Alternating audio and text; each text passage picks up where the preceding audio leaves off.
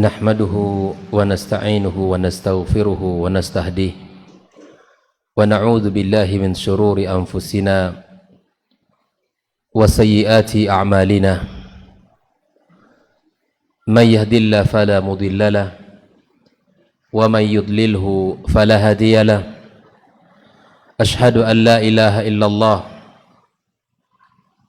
wahdahu la syarika lahu wa ashhadu anna Muhammadan abduhu wa rasuluhu alladzi la nabiyya ba'dah. Allahumma ati nufusana taqwaha wa zakkiha anta khairu man zakkaha anta waliyuha wa maulaha.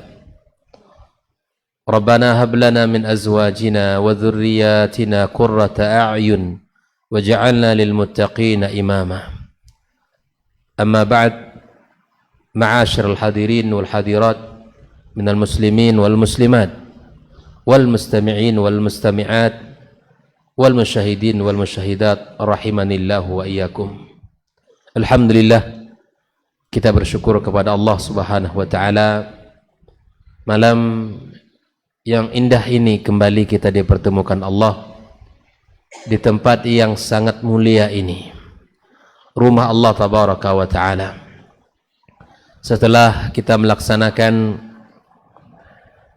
ibadah Ramadan, alhamdulillah ini adalah pertemuan perdana kita.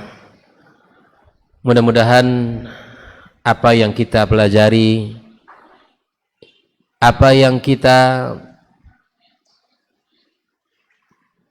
fahami dari ayat Allah Subhanahu wa taala dan dari hadis-hadis Rasul sallallahu alaihi wasallam yang berkaitan dengan tema keluarga, mudah-mudahan Allah Subhanahu wa taala berkahi dan Allah jadikan ilmu yang sangat bermanfaat. Ucapan salawat dan salam untuk Nabi kita sallallahu alaihi wasallam, Nabi yang mulia, panutan kita, tauladan terbaik kita, gurunya para guru adalah sallallahu alaihi wasallam. Kita berusaha untuk mencontohnya, menirunya, dan menghidupkan sunnah-sunnahnya dalam kehidupan kita, kepribadian kita, dalam kehidupan rumah tangga kita, dalam kehidupan mendidik anak kita. Beliau adalah guru kita sallallahu alaihi wasallam. Mudah-mudahan Allah berikan kita taufik untuk bisa mencontohnya dan mudah untuk mengikutinya, serta di hari kiamat kelak kita mendapatkan syafaatnya dan kita dikumpulkan bersamanya. Malam ini kita akan mempelajari beberapa bentuk-bentuk kekeliruan dan kesalahan-kesalahan yang terjadi dalam pola asuh pendidikan anak kita. Di dalam agama kita bahwa anak merupakan amanah Allah Subhanahu wa taala. Kita sebagai orang tua sangat bertanggung jawab di dalam menanamkan nilai-nilai iman, di dalam menjaga fitrah mereka, di dalam mengawal agar mereka tumbuh di atas keimanan kepada Allah Subhanahu wa taala.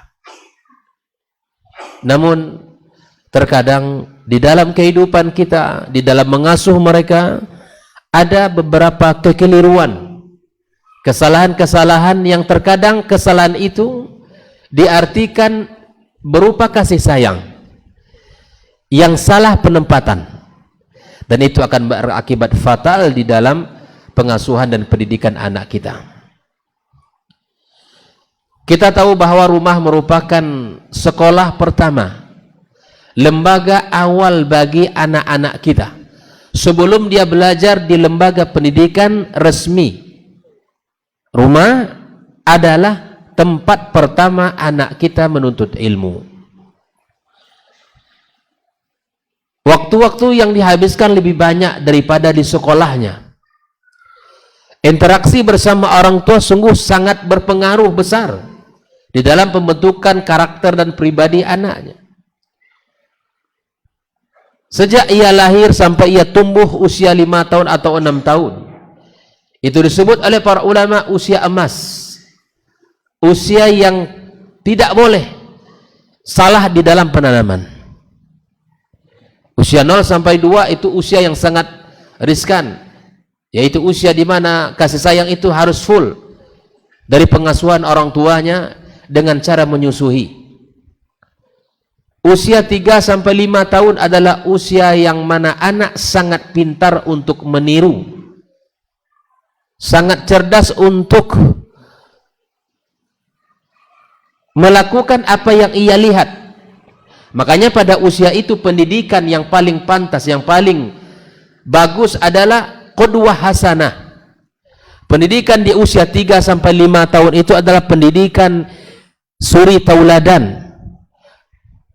Contoh qudwah hasanah yang diberikan kepada anak.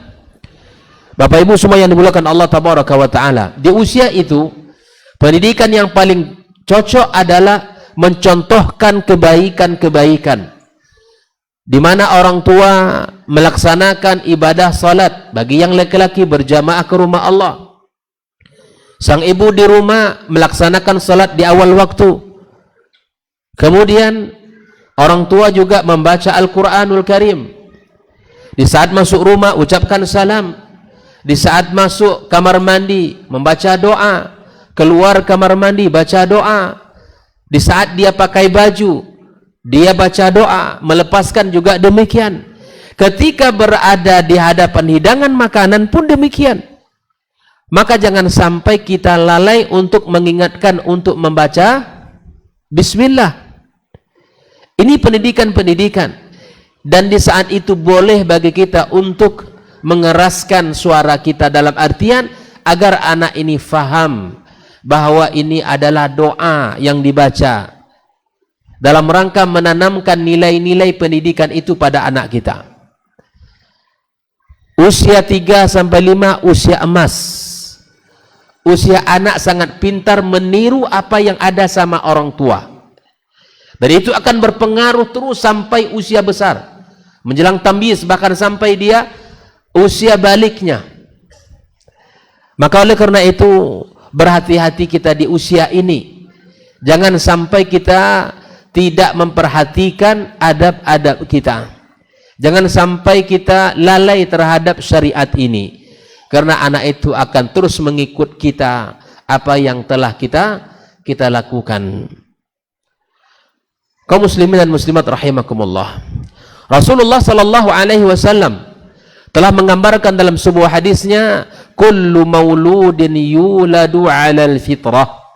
Setiap anak yang terlahir itu dalam keadaan fitrah, dalam keadaan beriman kepada Allah Subhanahu wa taala. Fa abawahu yuhawidanihi aw yunassiranihi aw yumajjisanihi. Ada faktor dari orang tua yang menjadikan dia berpaling dari Islam kepada agama Yahudi, kepada agama Nasrani, dan kepada agama Majusi. Artinya apa di sini? Bahwa di situ ada kesalahan orang tua, di situ ada kekeliruan di saat pengasuhan anak, padahal anak lahir dalam keadaan fitrah. Kalaulah seandainya orang tuanya beriman kepada Allah, maka orang tua akan mendidik di atas iman kepadanya. Makanya disinilah kita harus sadar bahwa kesalahan-kesalahan itu ada dalam kehidupan kita. Dan alhamdulillah kita lahir dalam keadaan Islam, tumbuh dalam rumah tangga yang beriman kepada Allah, hidup di tengah-tengah kaum muslimin, dan bahkan kita menyekolahkan anak kita di tempat sekolah Islam, dan bahkan kita pilih lembaga-lembaga yang memperhatikan akidahnya, ibadahnya, dan pelajaran-pelajarannya. Namun terkadang di dalam kehidupan kita ada kesalahan-kesalahan yang barangkali itu menurut kita biasa, dan bahkan sebagian orang tua saya katakan, saya ulangi adalah bentuk kasih sayang yang diberikan, padahal itu kesalahan. Insya Allah akan kita lihat beberapa poin-poin penting dalam kesalahan-kesalahan yang dilakukan oleh orang tua. Di dalam Al-Quranul Karim, Allah juga menceritakan tentang seorang nabi yang memiliki kesalahan. Orang yang salah mengakui kesalahannya itu terpuji. Hari ini kita duduk bersama dalam majelis ini. Jika seandainya ada yang kita lakukan dari pola-pola pengasuhan kita di dalam mendidik anak-anak kita, ada hal yang salah, maka kita perbaiki bersama. Adam alaihissalam, di saat dia bersalah, melanggar perintah Allah Subhanahu wa taala di dalam surga, tidak boleh kamu mendekati pohon khuldi ini. Tapi kemudian dia terpedaya, kalah oleh rayuan syaitan, kemudian dia memakan, kemudian akhirnya Allah mengeluarkan dan menurunkan ke muka bumi ini. Tapi apa yang membuat Adam alaihissalam dan istrinya menjadikan mereka ini orang yang dimuliakan Allah Azza wa Jalla? Karena mereka mengakui kesalahan dan meminta ampun kepada Allah Subhanahu wa ta'ala. Rabbana zalamna anfusana wa illam taghfir lana wa tarhamna lanakunanna minal khasirin. Jika seandainya ada kesalahan-kesalahan kita, segera kita minta ampun kepada Allah Azza wa Jalla. Segera kita akui dan kita memperbaiki diri kita. Kita memperbaiki keadaan-keadaan yang ada dalam kehidupan rumah tangga kita. Oleh itu ikhwani, kaum muslimin dan muslimat rahimakumullah, di dalam Islam kita diingatkan oleh Allah Subhanahu wa taala agar kita tidak terjebak dalam sebuah kondisi lalai dalam pendidikan anak kita. Allah Subhanahu wa taala menyebutkan dalam sebuah ayatnya, innallaha ya'murukum an tu'addul amanati ila ahliha. Kita sadar bahwa anak adalah amanah dan anak adalah titipan Allah. Anak memiliki kedudukan yang sangat tinggi di dalam hati dan kasih, dalam hati dan jiwa kita, dalam kehidupan kita. Maka Allah suruh kita sebagai orang tua untuk menunaikan amanah-amanah itu kepada mereka. Wa qala ba'dul ulama, sebagian ulama mengatakan begini, Allah Subhanahu wa taala akan terlebih dahulu menanyakan orang tua sebelum Allah Subhanahu wa taala menanyakan tentang kualitas bakti anak kepada orang tua. Allah lebih awal akan menanyakan bagaimana tanggung jawab yang telah diberikan, bagaimana pendidikan yang telah diberikan kepada anak. Allah akan menanya itu terlebih dahulu sebelum Allah menanya anak tentang baktinya kepada kita. Dari sinilah kita harus berangkat bahwa bersama-sama belajar, karena ini adalah ilmu yang sangat penting dalam kehidupan kita. Sehingga nanti jangan sampai di hari kiamat kelak, di saat kita sudah harus masuk ke dalam surga, ternyata anak kita menarik dan menahannya karena kelalaian kita mendidik mereka. Ada sebuah athar yang disebutkan tentang kisah seorang ayah yang sudah hampir masuk ke dalam surga, tapi kemudian anak perempuannya menahan dan meminta kepada Allah Subhanahu wa taala pertanggungjawaban dari orang tuanya, yang mana orang tuanya baik sendiri, ingin salah sendiri tanpa mempedulikan anak dan keturunannya. Oleh karena itu ikhwani wa akhwati fiddin, kaum muslimin dan muslimat rahimakumullah, apa saja yang merupakan kesalahan-kesalahan kita? Yang pertama adalah menumbuhkan rasa takut kepada anak kita, menumbuhkan rasa takut dalam jiwa anak kita. Bahkan lebih daripada itu, membuat anak ini jatuh kepada minder, tidak memiliki kepercayaan diri. Kita ambil satu contoh dalam kehidupan kita. Ketika anak menangis misalnya, kita takut-takuti anak itu dengan gambaran-gambaran yang menakutkan. Contoh seperti apa biasanya? Anak ini misalnya menangis, ya, supaya dia berhenti menangis. Biasanya sebagian orang tua waliyadzubillah menakut-nakuti. Udah jangan nangis nak, di belakang kamu ada, misalnya seperti itu. Jangan menangis nak, di belakang kamu itu ada seseorang yang sangat menakutkan gitu. Ada makhluk yang sangat menakutkan. Ditakut-takuti, ya, dengan suara-suara yang membuat dia berhenti menangis. Ini kesalahan. Ini adalah kekeliruan. Tidak boleh kita merayu dia agar berhenti menangis dengan sesuatu yang seperti kita lakukan ini. Membuat anak berhenti menangis dengan cara menakut-nakuti. Dan akibatnya nanti fatal sekali. Anak ini akan tumbuh rasa takut dalam jiwanya kepada apa yang kita sebutkan tadi. Padahal tidak ada. Nah, misalnya ketika misal dalam saat anak-anak kita main, kemudian terjatuh berdarah, hal-hal yang biasa terjadi, jatuh berdarah tangan atau mukanya, kita sebagai orang tua pun harus tenang menghadapinya. Tak boleh pula lebih takut dari anak itu. Melihat anaknya berdarah mukanya, orang tuanya pula pingsan. Kita harus berusaha untuk, walaupun mungkin ada rasa di hati kita, tapi kemudian orang tua harus berusaha untuk menenangkan dia dan dihadapi dengan tenang. Bukan malah anak itu disalahkan atau diberikan kata-kata, itulah kamu, tadi mama nak boleh main atau bunda nak boleh main, kamu main juga. Subhanallah. Ini akan membuat anak ini tidak berkembang, dan anak ini akan memiliki rasa takut yang berlebihan.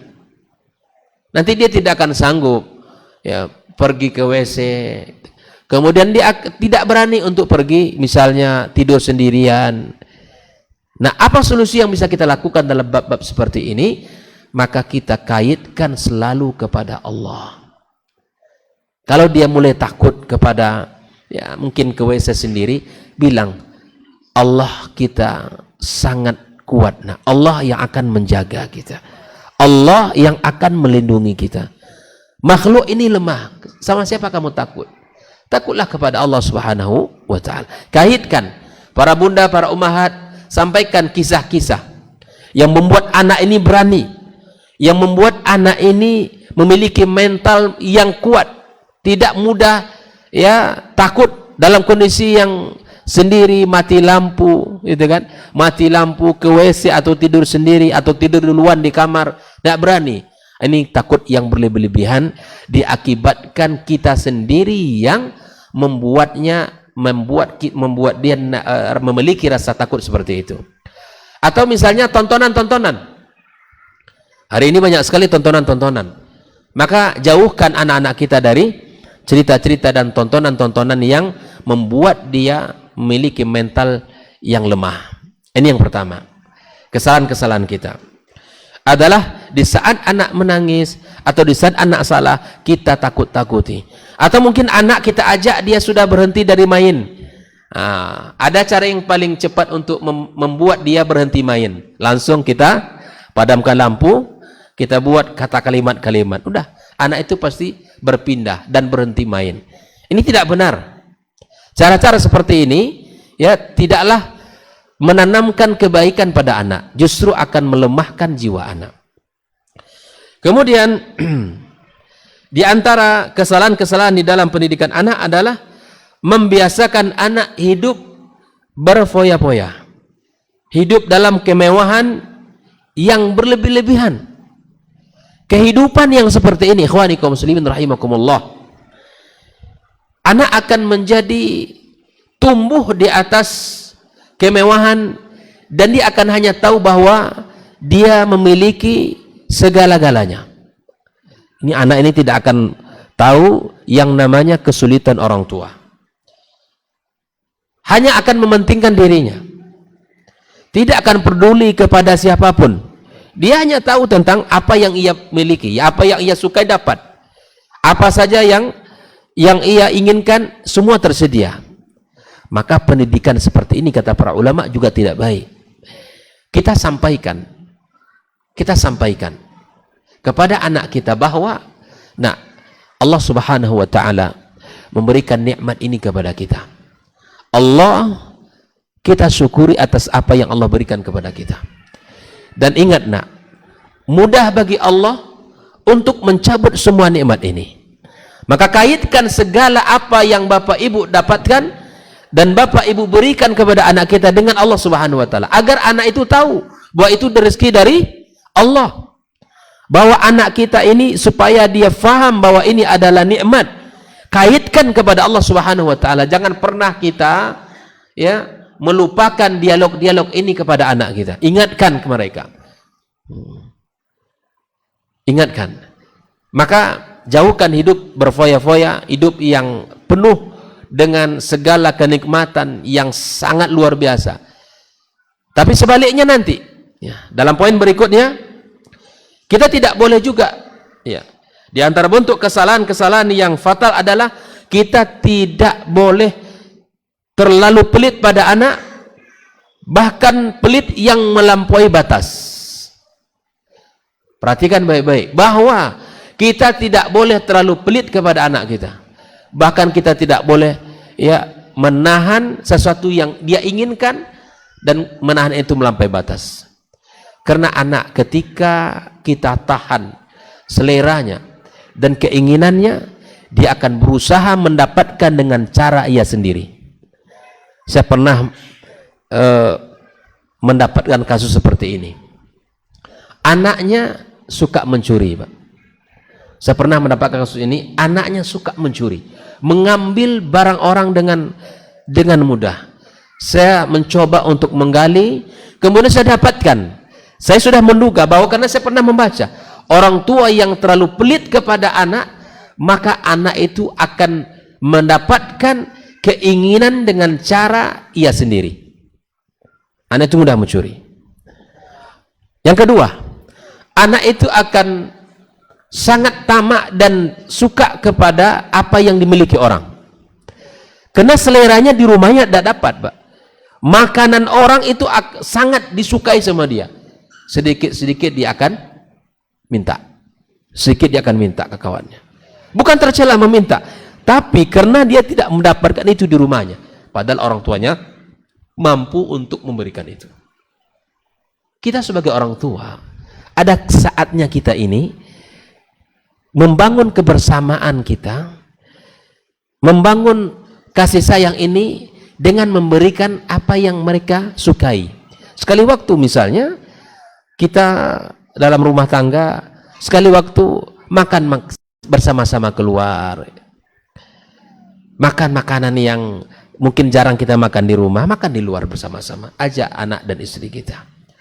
Sekali waktu ajak anak istri kita untuk rihlah, pergi berjalan, menikmati di saat-saat dia libur, anak-anak kita, di saat-saat mereka sudah saat-saat libur dari sekolahnya, kita cari waktu, walaupun hanya 1 hari atau setengah hari, tapi itu akan sangat mengesankan pada anak. Itu akan sangat memberikan pelajaran kepada anak kita.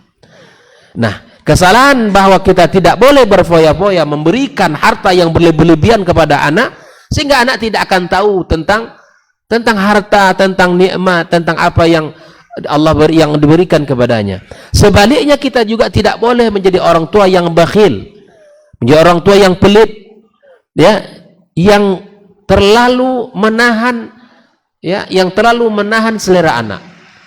Karena akibatnya fatal, bahwa anak itu akan mencari cara mendapatkan dengan caranya ia sendiri.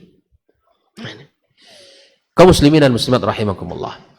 Di antara kesalahan-kesalahan dalam pendidikan adalah kita tidak pernah mengatakan kepada anak kita, saya sayang kepadamu nak. Bapak Ibu, bahwa kalimat ini sangat penting. Katakan kepada anak kita bahwa kita sayang kepadanya. Nak, Abi sayang sama kamu. Umi bilang, Bunda, Umi sangat cinta sama kamu. Peluk anak itu. Wallah, ini adalah vitamin yang sangat luar biasa. Kalimat ini diberikan bukan dalam keadaan anak itu sedang berbuat baik kepada kita, bukan. Tidak mesti di saat dia membantu kita mengerjakan rumah, atau di saat dia meringankan misalnya tugas kita. Tidak perlu juga menunggu itu. Dan tidak juga perlu menunggu momen-momen kenaikan kelas, atau di saat anak-anak berprestasi misalnya. Tidak perlu juga menunggu itu. Tapi sampaikan kalimat sayang itu kepada anak kita kapanpun, dimanapun, karena kalimat itu sangat memberikan pengaruh dalam jiwanya. Coba kita ingat-ingat betul Bapak Ibu semua, kapan kita terakhir mengatakan kalimat itu? Ya kan? Coba ingat-ingat betul, kapan kita terakhir kali, atau mungkin belum pernah, kalau belum katakan kalimat itu kepada anak kita. Katakan. Mengatakan itu sekali lagi bukanlah saat-saat seperti kenaikan kelas nanti, atau di saat nilainya bagus, atau di saat-saat dia membantu dan meringankan kita. Tidak perlu menunggu momen itu, karena kita hidup bersamanya, dan mereka adalah bagian dari kita. Jelas ya? Katakan kalimat itu. Kenapa demikian? Ada salah seorang sahabat mengatakan kepada Rasulullah SAW, ya Rasulullah, saya menyukai sahabat itu karena Allah Subhanahu wa taala. Apa kata Nabi SAW? Apakah engkau telah menyampaikan kalimat itu kepadanya? Kata dia, belum ya Rasulullah. Kalau demikian, sampaikan kalimat itu kepadanya. Maka untuk kalimat sayang cinta perlu disampaikan. Kebalikannya, untuk rasa benci, tidak sayang, itu tidak perlu kita sampaikan. Jelas ya? Berdasarkan hadis Nabi Shallallahu Alaihi Wasallam bahwa ketika ada seorang sahabat yang mencintai saudaranya, kata Rasul, sampaikan, inni uhibbuka fillah, saya mencintai kamu karena Allah. Sampaikan, kata Nabi, agar dia tahu kalau kamu cinta kepadanya, sayang kepadanya karena dia orang saleh, sayang kepadanya karena dia orang baik, karena dia taat kepada Allah. Sampaikan kalimat itu kepadanya agar dia tahu. Apalagi kepada anak-anak kita, sampaikan kalimat bahwa kita sayang kepadanya, kita cinta kepadanya, kita sangat merinduinya. Karena kalimat itu akan menjadi, hati anak kita akan nyaman, dan hatinya merasa ketika kita sampaikan itu, dia akan memahami bahwa kedua orang tuanya sayang kepadanya. Berikutnya, di antara bentuk kekeliruan dan kesalahan di dalam pendidikan anak kita, bahwa kita tidak pernah memujinya sama sekali. Tidak pernah memujinya. Saya katakan, ini kan hari-hari yang sangat menegangkan bagi anak. Ada ujian-ujian akhir semester hari ini. Andai anak kita, Bapak Ibu semua, dia dari sisi prestasi pendidikan di sekolah biasa-biasa saja, tidak seperti saudara-saudara atau teman-teman yang lain, tapi mungkin dia punya satu keahlian. Anak ini kalau di rumah membantu kita, pandai, rajin, perhatian sama orang tua, maka Bapak Ibu semua, perlu kalimat pujian itu disampaikan kepadanya. Satu waktu katakan kepada anak kita, besok nak, pas libur undang teman-teman kamu ke rumah ya, kita makan bersama. Kita makan. Lalu di saat-saat seperti itu, sampaikan kepada teman-temannya bahwa dia orang yang luar biasa, orang yang rajin, orang yang rapi, sering membantu orang tua. Sampaikan bahwa kalimat pujian itu akan membentuk kepribadiannya. Ada orang tua yang sama sekali tidak pernah memuji anaknya, Pak. Tidak pernah keluar dari lisannya. Di dalam Islam saja kita disuruh Allah Subhanahu wa taala, wa idza huyyitum bi tahiyyatin fahayyu bi ahsana minha. Kalau kalian diberikan penghormatan, kalau kalian diberikan penghargaan, maka berikan penghargaan yang lebih baik. Dalam Islam begitu, kita harus memberikan kalimat, memberikan ucapan jazakallah khairan ketika kita dibantu orang, barakallahu fikum, dan macam-macam kalimat yang diajarkan dalam agama kita kepada anak kita. Di antara bentuk proses pendidikan kita, kita puji. Dan di antara kesalahan kita, tidak pernah memuji kebaikan apa yang telah ia lakukan. Walau hanya sekadar mengambil sapu, Pak, jazakallah khairan, masya Allah, anak ayah luar biasa. Walau hanya sekadar dia mengambil sampah, dibuangnya, nak tolong abi, jazakallah khairan. Besarkan hatinya, sanjung dia, tahu dia bahwa itu adalah pekerjaan mulia, dan akan terbentuk pada diri anak itu sifat yang peka kepada lingkungannya, dan dia akan besar hatinya, akan menjadi orang yang dihargai, merasa dihargai di lingkungannya. Ini kesalahan fatal kita. Sekali lagi, kita memuji anak bukan karena hanya pada prestasinya, karena anak bagian dari kehidupan kita sendiri. Rasulullah SAW mengatakan, anta wa maluka li abik. Tidak boleh terpisah kita dengan anak kita, kita dengan ayah kita. Maka subhanallah, ikhwanikum muslimin dan muslimin rahimakumullah, ini adalah bentuk-bentuk kesalahan yang mesti kita luruskan segera. Seandainya ini ada dalam kehidupan kita, maka kita luruskan. Para guru di lembaga pendidikan, para ustadz ustazah, maka berikan pujian kepada anak-anak didik kita, berikan sanjungan, dan katakan kepada mereka juga bahwa saya guru mencintai kalian, nak. Saya adalah sangat mencintai kalian. Dan ini adalah konsep pendidikan. Rasulullah sallallahu alaihi wasallam melakukan itu, memberikan perhatian kepada para anak-anak sahabat di masa itu, bahkan memberikan hadiah.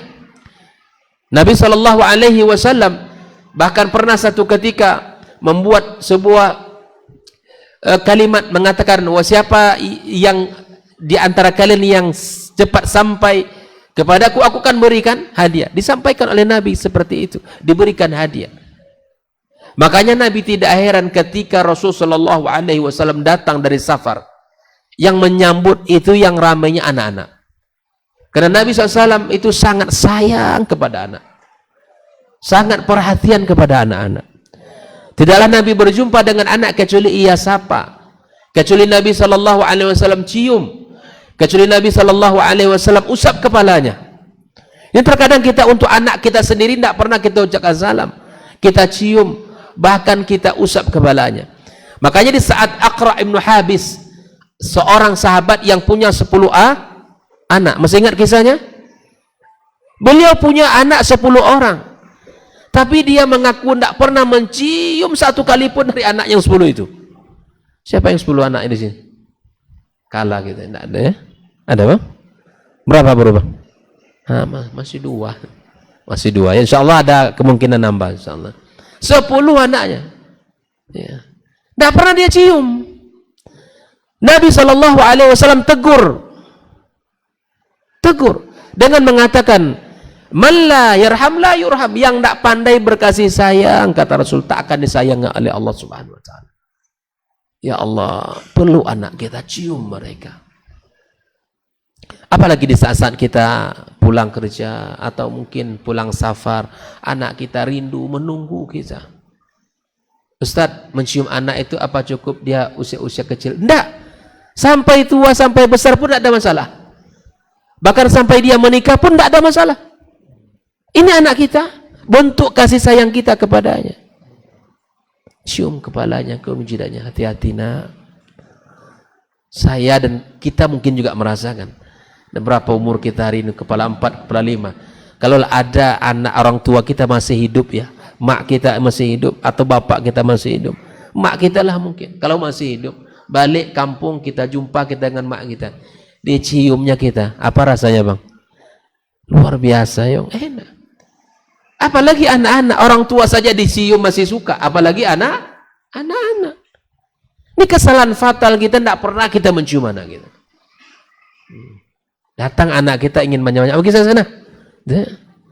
Ayo sibuk, mengganggu aja nih, ganggu aja nih. Waduh, masya Allah. Apalagi kita sudah pulang lelah, capek, pulang kerja, anak-anak kita manjat. Gitu. Makanya Nabi SAW ketika Rasul berkhutbah, datang cucunya, Nabi SAW turun dari mimbar. Turun dari mimbar. Bentuk kesayangan Nabi SAW, bentuk perhatiannya. Nabi SAW di saat dia sujud salat, ada cucunya, anak Zainab, naik ke atas punggungnya.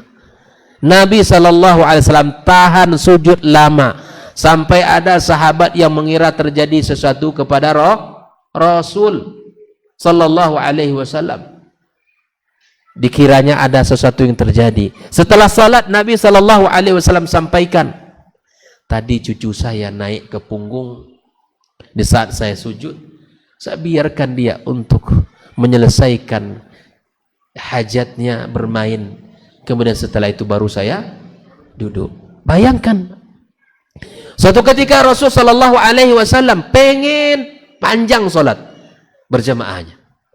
Tapi di saat dia mendengarkan ada seorang anak kecil yang menangis di belakang sama bunda, maka Nabi Sallallahu Alaihi Wasallam pendekkan solatnya. Itu apa semua? Itu semua dilakukan Rasul dalam rangka kasih sayang kepada anak-anak. Nabi yang mulia saja, Rasul Sallallahu Alaihi Wasallam memberikan perhatian seperti itu. Tidakkah kita bisa kaum muslimin? Tidakkah kita bisa menirunya? Tidakkah kita mau untuk mencontohnya? Dengan alasan-alasan yang berbagai macam alasan yang kita buat. Nabi Sallallahu Alaihi Wasallam adalah orang yang paling mulia, tapi dia tetap mau bermain dengan anak-anak. Main dengan anak-anak. Fassalatu Rabbi wa salamu alaihi, Nabi kita Sallallahu Alaihi Wasallam. Kaum muslimin dan muslimat rahimakumullah. Di antara bentuk kesalahan-kesalahan di dalam pendidikan anak-anak kita adalah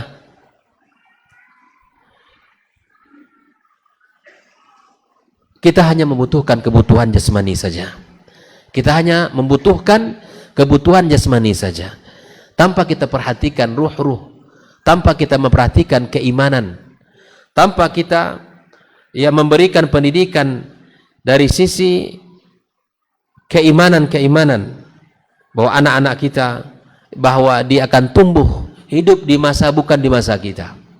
Kalau masalah makanan dikasih semua, tapi untuk keimanan, pendidikan, Al-Quran, ini kesalahan fatal kita. Hari ini kaum muslimin dan muslimat rahimakumullah, anak-anak kita sudah belajar segala ilmu, tapi untuk masalah Al-Quran masih masalah. Hari ini anak-anak kita sudah belajar berbagai macam ilmu, tapi untuk sholatnya belum selesai. Hari ini anak-anak kita mengenal segala bentuk jenis-jenis makanan-makanan, atau mungkin jenis-jenis pakaian-pakaian, tapi kemudian dalam bab kebaikan dia masih jauh sekali. Nah, ini juga ada kesalahan-kesalahan fatal kita. Berikanlah perhatian untuk kesehatan jasmani dan berikan perhatian untuk ruhinya. Bina Pak keimanan anak kita. Hari ini, apalagi di zaman yang seperti ini, maka perlu kita tanamkan agar anak-anak kita itu tahu dengan apa yang seharusnya mereka kerjakan. Sebagaimana tujuan kita di dunia ini adalah beribadah kepada Allah Subhanahu wa Ta'ala. Tanamkan kepada mereka. Jangan hanya memperhatikan fisiknya saja, tapi perhatikan dari sisi keimanan anak kita. Karena mendidik fisik jauh lebih mudah daripada mendidik ruhinya. Mendidik fisiknya jauh lebih mudah. Kasih makan dia, kasih makanan yang bergizi, insya Allah tumbuh. Tapi kalau untuk keimanan itu perlu pengawalan. Makanya dalam Doa, coba lihat doa yang kita baca. Apa doa kita untuk orang tua kita? Allahumma firli zunubi wa zunuba wali walidayya warhamni warhamhuma kama rabbayani saghira. Kama rabbayani. Kita didoakan oleh anak kita dikarenakan orang tua kita, ya, dikarenakan mereka telah dididik. Kata tarbiyah itu bukannya sekedar memberikan makan dan minum. Kata tarbiyah bukan hanya sekedar memperhatikan pakaiannya, segala bentuk kebutuhan-kebutuhan jasmaninya, enggak. Tapi tarbiyah mengandung makna perhatian yang luar biasa, mendidik. Kata tarbiyah itu bukan hanya sekedar memberikan perhatian zahir, tetapi ada nilai-nilai iman yang ditanamkan. Itu tarbiyah. Bahkan Nabi kita sallallahu alaihi wasallam mengatakan, ya, warrajulu ra'in fi baitihi wa huwa mas'ulun an ra'iyatihi. Kita para laki-laki ini pemimpin di rumah kita dan bertanggung jawab dengan kepemimpinan kita. Makna kata ra'in bukan hanya sekedar kita buat beli rumah, tinggal di situ, beri makan, beri pakaian. Bukan hanya sekedar itu. Tapi tarbiyah yang baik itu mencakup seluruhnya. Ini kalau hari ini orang tua masih memperhatikan hal yang zahir, ya, mengabaikan hal-hal yang batin, maka ini akan berakibat fatal dalam pendidikan kita. Kemudian di antara kekeliruan kita di dalam pendidikan anak-anak kita adalah selalu memenuhi permintaan. Perhatikan. Di antaranya adalah selalu memenuhi permintaan anak kita. Sebagian orang tua ada yang selalu memberi setiap yang diinginkan anaknya tanpa memikirkan baik buruknya bagi anak itu. Padahal tidak setiap yang diinginkan anak itu bermanfaat baginya atau sesuai dengan usia dan kebutuhannya. Misalnya, si anak meminta tas baru yang sedang tren hari ini, tas yang lagi tren. Padahal baru sebulan kemarin ibunya memberikan tas. Hal ini hanya akan menghambur-hamburkan uang, kemudian akan membunuh sifat qanaah anak, dan dia tidak akan bisa menjadi orang yang bisa membelanjakan uang dengan baik. Maka perhatikan ini. Oleh karena itu, jangan kita selalu memberikan permintaan yang ia inginkan. Ada sebuah kalimat yang ditulis oleh para ulama kita, bahwa tidak semua yang diinginkan anak itu kita disediakan oleh orang tua, tapi yakinlah setiap apa yang dimiliki oleh orang tua dia akan berikan untuk anaknya. Yakinlah setiap yang dimiliki oleh orang tua dia akan berikan untuk anaknya, tapi tidak setiap apa yang diinginkan oleh anak mesti tersedia dari orang tuanya. Kita dengarkan azan sejenak.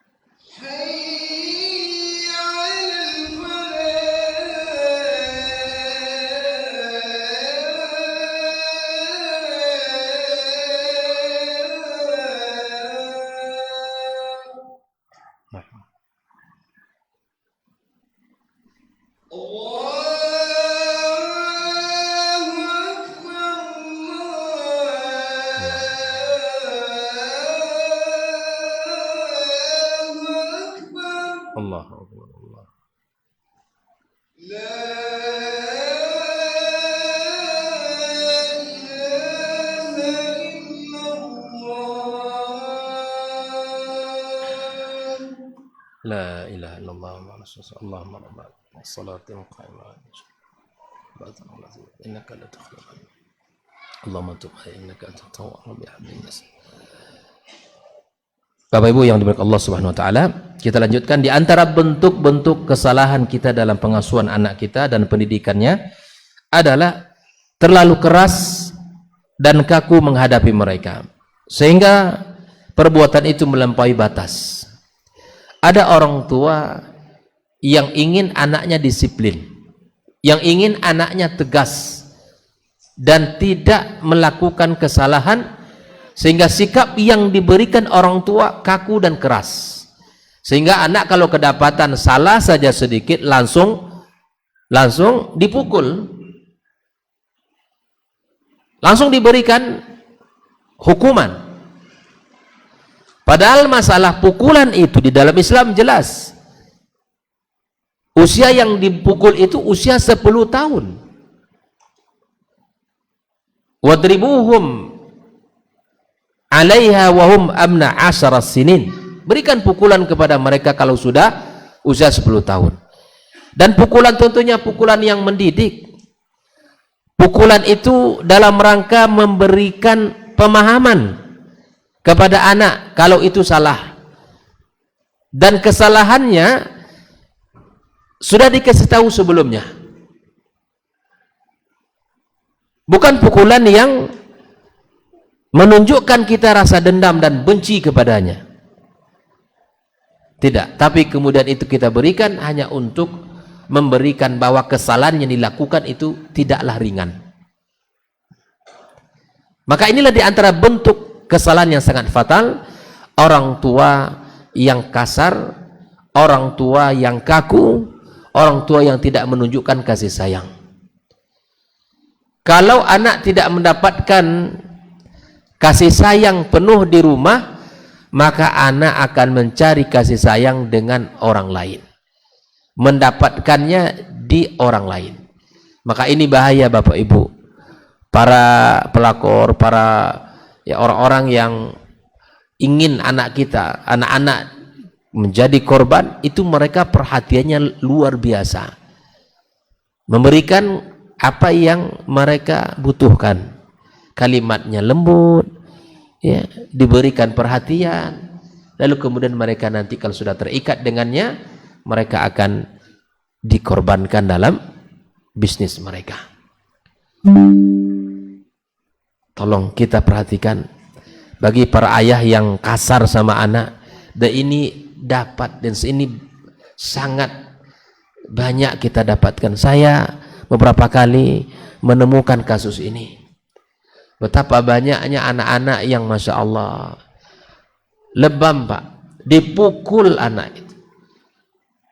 Bahkan saking marahnya anak ini sama anak, kesalahannya cuman kecil, tapi anak ini direndam, dimasukkan ke kolam, kalau bahasa sikap apa? Dimasukkan, ditekan kepala sampai anak itu Masya Allah ditenggelamkan anak itu. Ini pekerjaan, bukan pekerjaan yang baik ini. Anak itu ditenggelamkan di kepalanya, kepala ditenggelamkan semuanya, sampai ya saya dilaporkan, diminta bagaimana cara menasihati suami yang seperti ini. Subhanallah, kesalahan-kesalahan anak itu. Kalau kita baca buku para ulama, kesalahan anak itu tidak terlepas dari 3 kondisi. Pertama, karena anak itu belum tahu. Anak itu dia belum tahu yang seharusnya ia lakukan, kemudian dia salah. Maka tanya diri kita, kita sebagai orang tua sudah ngasih tahu itu belum? Ini salah, ini benar. Ternyata kita belum ngasih tahunya, langsung kita vonis anak kita ini tidak baik. Dengan kesalahannya kita berikan hukuman yang sangat berat. Yang kedua, kesalahan anak itu karena anak ini tidak cakap melakukannya, tidak terbiasa, tidak terbiasa, ya, tidak terbiasa. Kemudian kita suruh dia, tapi kemudian tidak sempurna, misalnya tidak terlatih dia, maka ini janganlah dihukum anak itu, jangan dihukum. Yang pertama tadi, karena anak ini belum tahu, ya, dalam ilmu yang sebenarnya apa, dia belum tahu, maka kita kasih tahu, kita luruskan kesalahan-kesalahan anak itu. Kalau sudah kita kasih tahu masih salah, kita ingatkan lagi. Yang kedua apa tadi? Yang kedua, karena anak ini tidak cakap, belum mampu, belum bisa melaksanakan. Yang ketiga, ala dzati, kata para ulama, karena memang ia sendiri ingin melakukan kesalahan. Nah, ini di 3 hal ini yang membuat anak itu melakukan kesalahan. Kita harus cerdas di dalam menilai, anak ini melakukan kesalahan karena memang belum paham, atau sudah, atau memang dia kurang cakap melakukan sehingga dia tidak maksimal, atau karena memang dia ingin melakukan, menunjukkan berbeda dari yang diperintahkan, baru kita berikan. Ini kata para ulama, tidak terlepas dari 3 hal ini. Oleh karena itu, ikhwani kaum muslimin rahimakumullah, sekali lagi mari kita bersikap lemah lembut kepada anak kita. Kata Rasul sallallahu alaihi wasallam dalam sebuah hadisnya, tidaklah Allah berikan kelemah lembutan dalam keluarga kecuali melahirkan manfaat dalam kehidupan mereka. Dan tidaklah dihalangi, dan tidaklah keluarga yang memiliki sikap yang kasar kepada keluarga kecuali akan jauh dari kebaikan. Bayangkan, di orang tua yang hebat bukan hanya pandai marah saja. Orang tua yang dikatakan orang tua sejati bukan hanya pandai bersuara tinggi saja, tapi apakah sudah kita berikan ilmu itu kepada anak kita, kita berikan pemahaman kepadanya, atau kita luruskan dari kekeliruan dia? Ini yang mesti kita kerjakan. Kaum muslimin rahimakumullah, saya ingin mengulangi kesalahan fatal yang sudah saya sampaikan tadi sekali lagi, bahwa di antara bentuk kesalahan fatal di dalam kehidupan kita mengasuh anak adalah terlalu pelit pada anak, melampaui batas kewajaran. Ya. Ada orang tua yang terlalu pelit kepada anaknya hingga anak ini merasa kurang mendapatkan kebutuhan dan keinginannya. Pada akhirnya dia akan mencari solusi sendiri dengan cara satu, mencuri. Yang kedua, dengan cara meminta-minta kepada orang atau dengan cara yang lain. Yang lebih parah lagi apa? Ada orang tua yang menitipkan anaknya ke panti asuhan karena merasa anak ini beban dalam kehidupannya. Bahkan waliyadzubillah, ada orang tua yang ingin menjual anak karena merasa tidak mampu membiayai hidupnya. Ini terjadi Bapak Ibu. Ini terjadi. Nah, oleh karena itu ikhwani kaum muslimin rahimakumullah, kita sebagai orang tua mesti berusaha untuk seimbang di dalam memberikan apa yang ia inginkan. Saya ingin kasih solusi. Misalnya dalam hal meminta tadi. Dalam hal meminta tadi, ada bentuk kefatalan juga dalam kesalahan kita di dalam mendidik anak adalah selalu memenuhi permintaan anak. Contoh, Bapak Ibu, misalnya nanti di awal tahun, masuk tahun ajaran baru. Ya, atau bunda belikan nanti tas atau belikan buku atau belikan sepatu baru misalnya. Bilang sama anak kita, insya Allah nak, tapi tunggu ayah ya gajian atau tunggu ayah ada kelapangan rezeki. Kalimat ini penting Bapak Ibu semua, agar anak ini tahu bahwa Allah Subhanahu wa taala akan memberikan kepada ayahnya rezeki dan di situ baru ayahnya membelikan. Ini penting. Atau untuk menanamkan qawwamah suami, para ibu-ibu. Biasanya kan anak-anak ini seringnya berani mintanya sama ibu ya. Maka ibu-ibu ya, para ummahat ini, kalau anak minta sama ibu, bilang sama anaknya, tunggu ya nak, nanti kita minta sama ayah. Walaupun ibunya ada uang dan bisa membeli, tapi bilang sama anaknya, tunggu nak, minta sama abi. Kita sampaikan ke abi, kapan abi ada uang nanti kita beli. Ini juga dalam rangka membentuk qawwamah suami dalam rumah tangga. Dinampakkan suami itu punya qawwam dia, kepemimpinannya itu di rumah itu ada. Ini kan masalahnya adalah ya segala sesuatu di-cover oleh ibunya. Nah, segala sesuatu di-cover oleh bundanya. Ada sisi-sisi yang bisa dilakukan langsung oleh para ummahat, tapi ada sisi-sisi lain, ada nilai pendidikan yang mesti ada.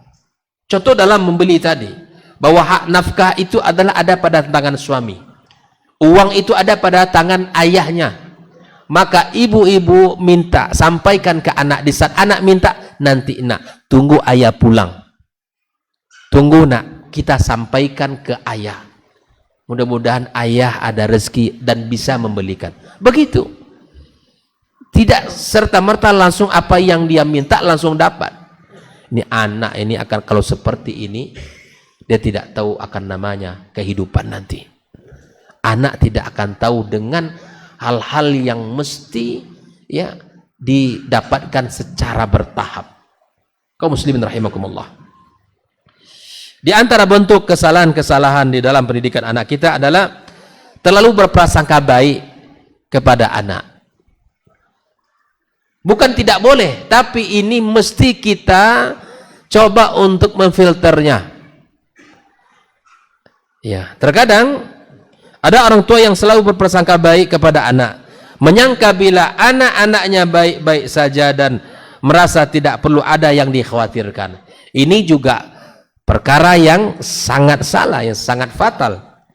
Tidak pernah mencari informasi keadaan anak-anak. Bapak Ibu semua, di dalam dialog keseharian kita, tolong gali anak bujang kita, anak gadis kita, apa yang sedang mereka bicarakan.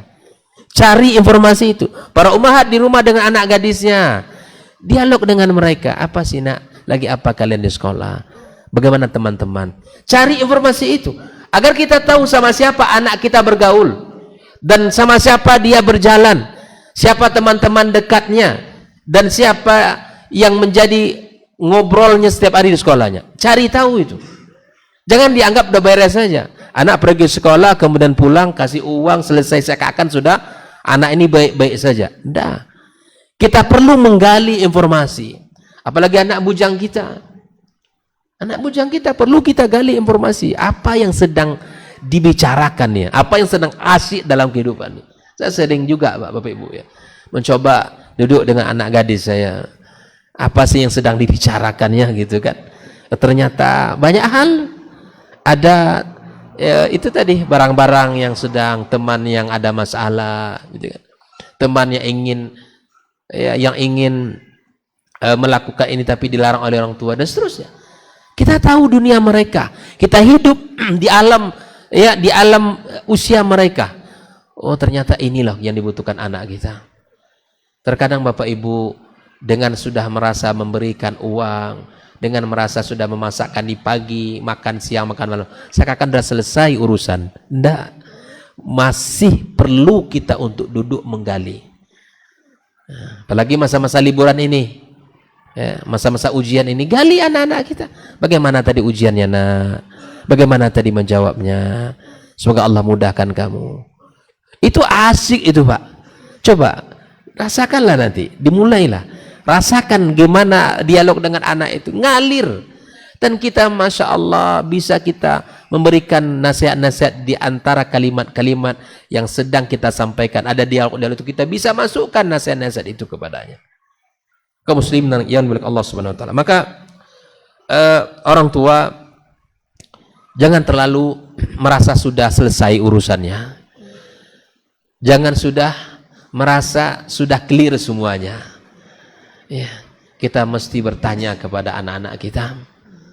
Apalagi anak kita sudah punya handphone misalnya. Perlu kita gali-gali cerita dengan cara-cara yang baik dan hikmah. Sehingga anak itu jujur. Bapak Ibu, kalau anak kita jujur kepada kita, mau dia menceritakan segala-galanya kepada kita, selamat. Ini orang tua yang berhasil di dalam menanamkan kedekatan. Kita lihat bagaimana kedekatan Nabi Yusuf dengan Yakub alaihissalam. Hal yang privasi diceritakan oleh Nabi Yusuf kepada ayahnya. Apa? Mimpinya diceritakan. Perkara mimpi itu perkara yang sangat privasi. Tapi dia menceritakan kepada ayahnya. Ini menunjukkan kedekatan Yakub dengan Yusuf alaihissalam. Kalau ada anak kita sudah mau menceritakan apa yang dialami, selamat Bapak Ibu, orang hebat. Telah berhasil menanamkan keterbukaan. Telah berhasil menanamkan perhatian kepadanya. Ini yang kita inginkan. Tapi kalau anak sudah mulai, kalau bahasa kitanya mulai agak sedikit liar dari orang tua, ajak bicara, dia pergi ke sana, nak pergi makan sebentar nih, gitu kan? Diajak dekat bicara, ada saja ingin mengerjakan tugas, ada ingin duduk bicara sebentar, ada janji tadi, gitu. Ini, ya apalah, nggak senang anak saya ngomong sama saya. Ini perlu kita tanyakan, Pak. Kalau ada anak kita nyaman dengan kita, ini adalah kebahagiaan. Kebahagiaan kita. Dan ini sangat menyenangkan kita. Kalau ada anak yang nyaman dengan orang tua, Masya Allah, ini nikmat. Tapi kalau ada anak yang ingin lari dari orang tua, maka ini adalah kiamat. Ini adalah kiamat. Kemudian di antara bentuk-bentuk kesalahan kita di dalam mendidikan anak kita adalah di dalam keseharian kita, misalnya maqsul al-walid tawilan kharij al-manzil. Di mana orang tua terlalu lama di luar rumah. Ini juga bentuk kesalahan-kesalahan kita. Bahwa hari-harinya tidak ada waktu untuk anak dan keluarga. Terlalu panjang waktu untuk di luar. Terlalu lama waktu ngobrol. Sudahlah pulang kerja, ngopi pula dulu. Pulang-pulang sudah agak malam. Pas pulang anak sudah tidur. Padahal tadi pagi dia pergi, anak sedang tidur. Kapan dia melihat ayahnya? Dikiranya ayahnya pergi merantau. Ayahnya pergi merantau, tidak jumpa. Jumpanya semusim saja. Ini kesalahan fatal. Kesalahan fatal dalam pendidikan kita. Maka itu, bukankah rumah tempat yang paling nyaman untuk kita? Bukankah rumah tempat yang paling kita rindui untuk kembali? Inilah ungkapan yang sering kita ungkapkan, yang kita katakan baiti jannati. Rumahku adalah surgaku. Tempat kita nyaman, tempat kita bersenang-senang, tempat kita merehatkan fisik dan jiwa kita. Kemudian di antara kesalahan-kesalahan kita dalam pendidikan anak adalah ad-du'a 'alal aulad. Kita mendoakan keburukan untuk anak-anak kita. Bapak Ibu semua yang dirahmati Allah. Kalau anak-anak kita melakukan kesalahan-kesalahan, bersabar kita menghadapinya. Jangan sampai lisan kita berucap dengan kalimat-kalimat yang murka kepada mereka. Bahkan sampai mendoakan keburukan, jangan sampai. Dalam sejarah Islam sangat banyak. Kisah Juraij, seorang abid, anak yang saleh, yang tahunya hanya ibadah saja kepada Allah. Tapi di saat orang tua memanggil dia dalam keadaan salat sunnah, dia berusaha beristihad. Ibuku atau panggilan salatku? Salatku adalah hubunganku dengan Allah.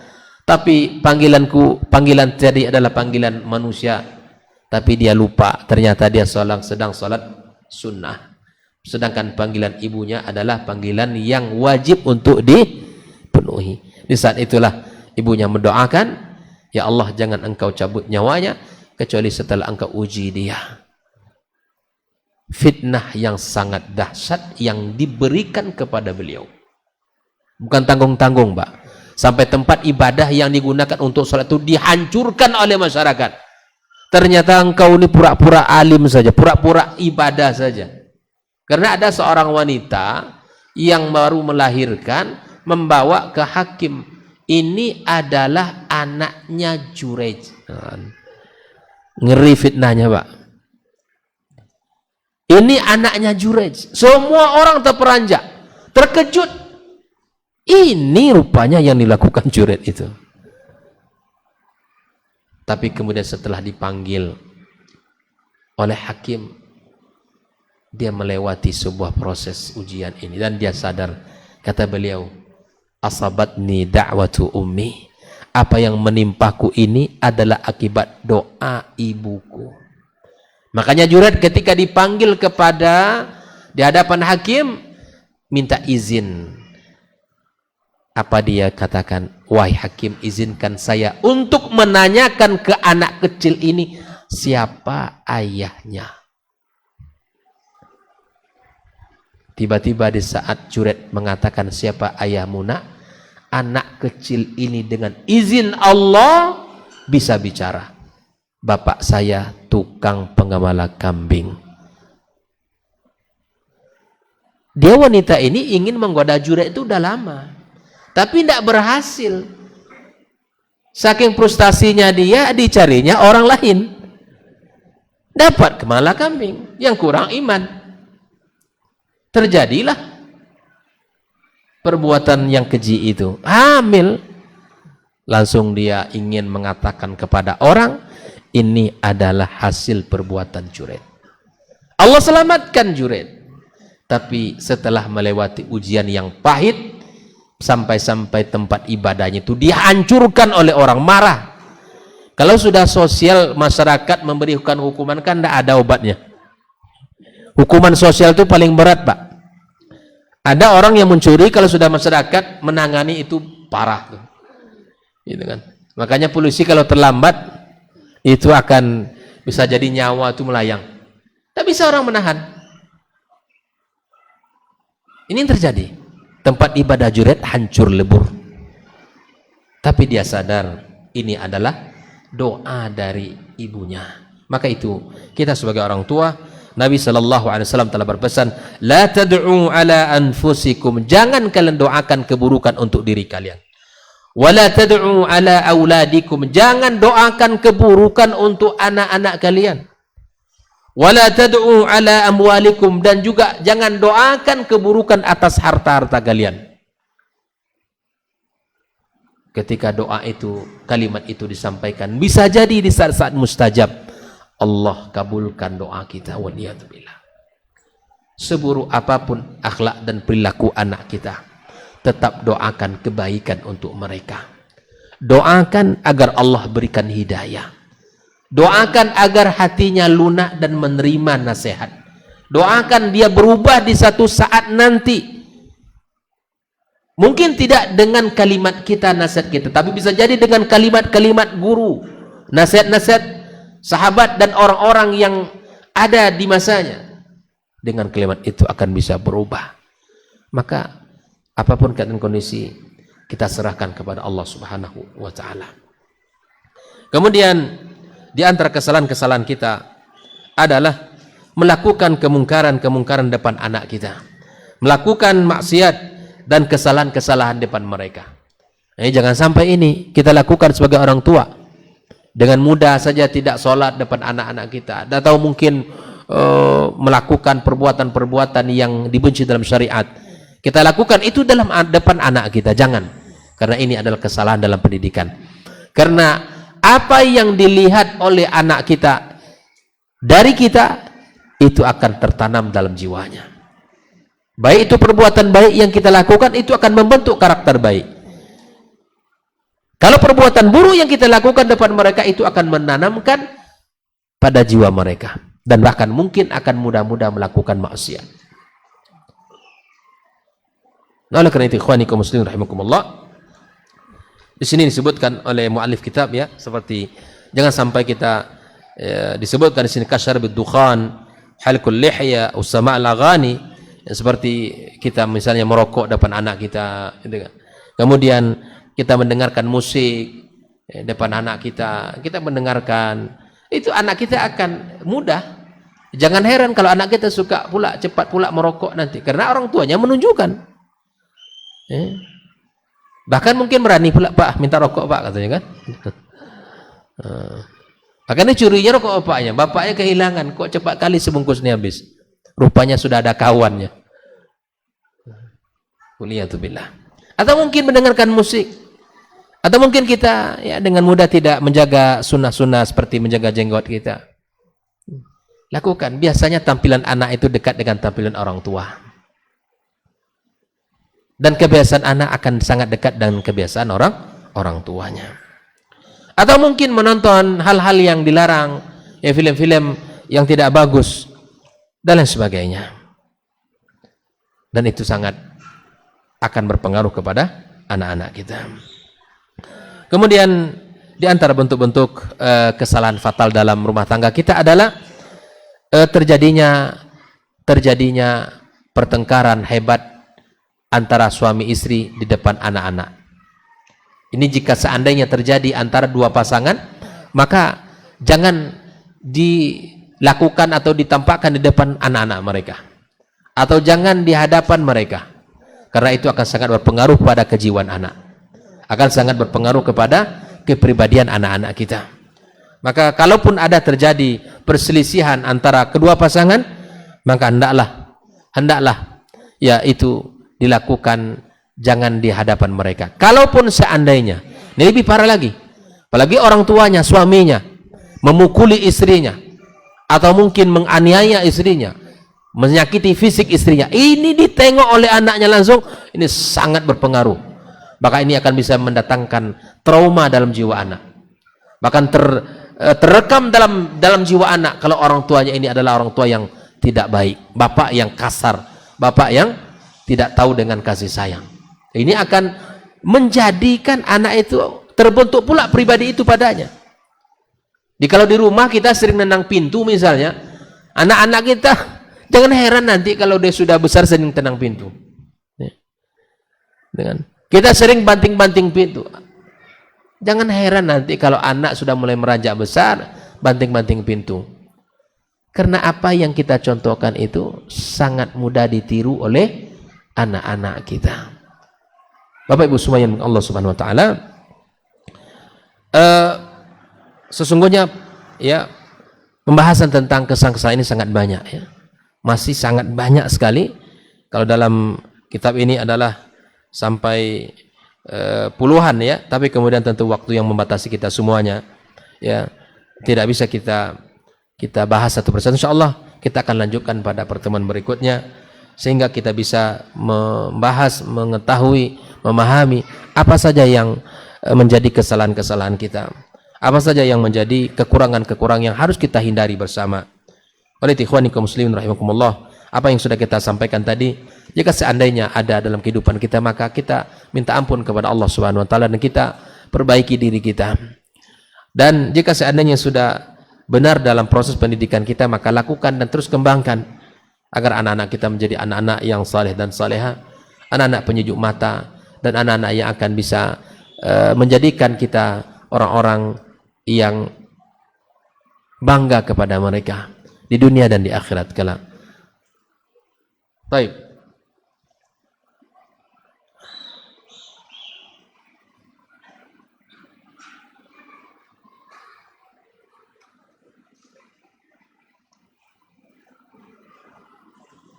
Masya Allah, ini kabar gembira nampaknya nih.